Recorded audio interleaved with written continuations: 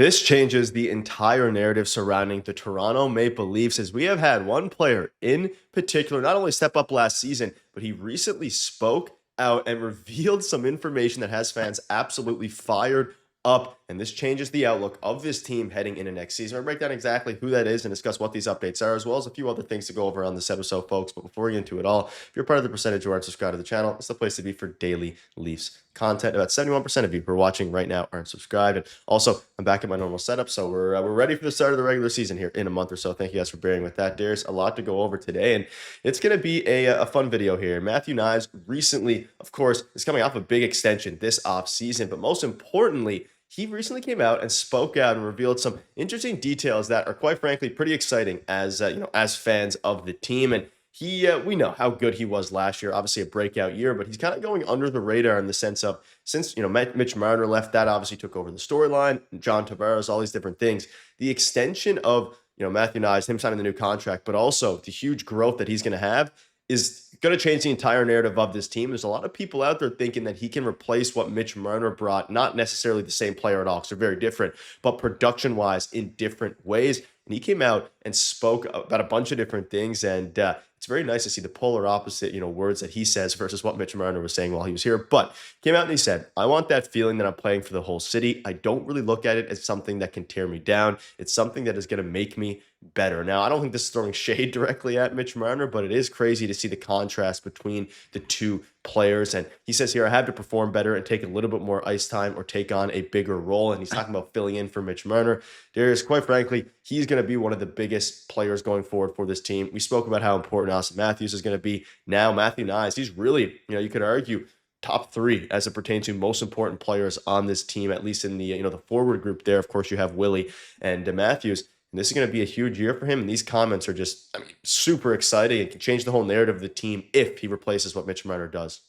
Yeah, absolutely. And I don't think they need him to replace Mitch Marner one for one in terms of what Mitch Marner brought to the table, but he's going to play a bigger role this year. And I think that is, first of all, a good thing. And he has to step up to the plate. And he has every season since he made the NHL, right? He's been getting better. Last year, he finally arrived, I think. And not to use the word finally as if like we were totally expecting it to happen or anything like that, but it's been a nice kind of surprise to see a player like this where you knew and you saw flashes in the playoffs. Okay, he's going to be a really good player in the playoffs, but he can be a really good player all year round, and he's going to be a huge factor for this team in the playoffs next year. That is for sure, because they're going to be a good team and definitely make the playoffs still. But he's going to play different roles. Maybe he plays some time on the penalty kill. He's obviously going to have some time on the power plays, playing on that top line now, right? I love everything that he said in this interview. We're going to get into some more quotes too. This is how you do it. This is how you talk about Leafs fans and the market. This market is actually not hard enough on some of these players, right? Some of the answers, or sorry, some of the questions from the media are softballs at times. Most of the noise comes from people who are not Leafs fans but live in this market for the most part. This is how you do it. He wants to be here. His contract negotiation was quiet. It took a little while, right? It took a little bit longer than I think most of us would have liked, and we were covering it on the channel. But for the most part, it's pretty quiet. They got it done in short order. It's great value for the team as time goes on. And he's just a guy that, has stepped up to the plate and had big moments for this team already. So that's how you do it. I think it's going to change the narrative for this team a little bit. The fact that he is going to take another step into being the star that he is going to be, which is very exciting for this team and the fan base. And everything that he said is something that you can get behind, right?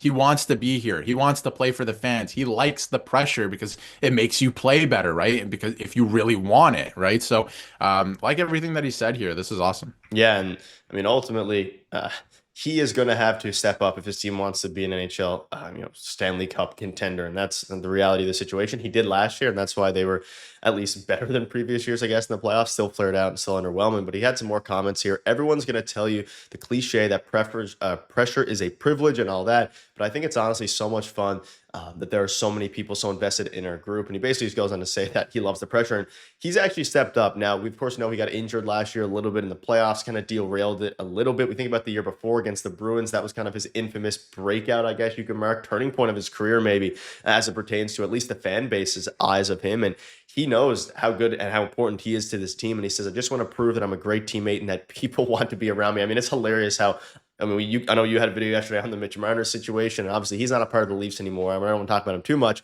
But it doesn't have to be Mitch Marner. This is exactly how you speak to the media, whether you're coming off of an extension, whether you're with the team. He is an absolutely phenomenal player, and he also spoke out on Marner's departure. So let's dive into that a little bit here. So it feels really weird, to be honest. It's hard to picture him in a different jersey. It was once I realized that at this level, it's more of a business, and you've got to do what's best for yourself and family. Basically goes on to say that it feels awkward. So it's going to be quite the interesting year for him. Now, I mean, obviously, the big question mark will be how can he build on next year or last year, because last year was such an important year for him.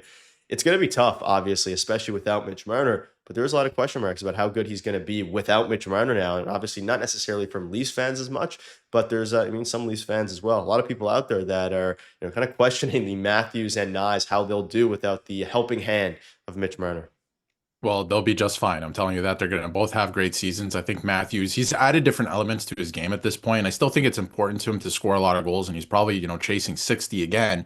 But I think he's added different elements to his game. And same with Matthew Knies, right? The one thing about him, going through school is he's a guy that could score off the rush, and he has an underrated shot. We haven't even seen that at the NHL level yet. You can still add that to his, skill set, to his bag of tricks. And I think that we're going to start to see that a little bit more, him scoring off the rush. We saw a little bit last season, but a lot of his goals are just doing the things that other people don't want to do. And you need that on a team, of course, but I'm excited to see what more he's going to add to his game and if he can take that next step. And I mean, this is a guy like 30 goals is not insignificant, right? If he's able to take that to another level, then you have a real player on your hands here. And besides all of that, he plays the game the right way. He drives the net. He's throwing the body around.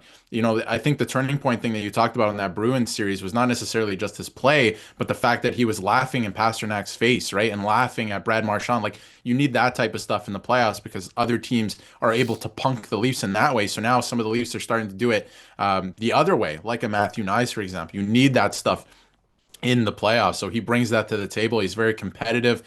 He says that he wants to get better. The way that Mitch Marner left the market, of course, Matthew Knies is going to feel awkward about it, right? Matthew Knies, that's all he knew at the NHL level, like a team with, that guy in the leadership group, right? But the way that he left the market, almost like a layup for not only Matthew Knies, but some of the other guys in terms of what they're saying to the media and how they're approaching this season, because how could you not love comments like this and the mindset that a player like this brings to the table? You can rally behind something like this, especially in the playoffs. And that's kind of what I was talking about in my previous video, that if not everyone's locked in and bought in on the bench, it's very hard for the entire group to play like a cohesive unit. So it's going to be very exciting. It's going to be another exciting year. I think he's going to take another step. How big is that step? I don't know. We'll find out. But I think that's very exciting, and he has the right mindset heading into the year.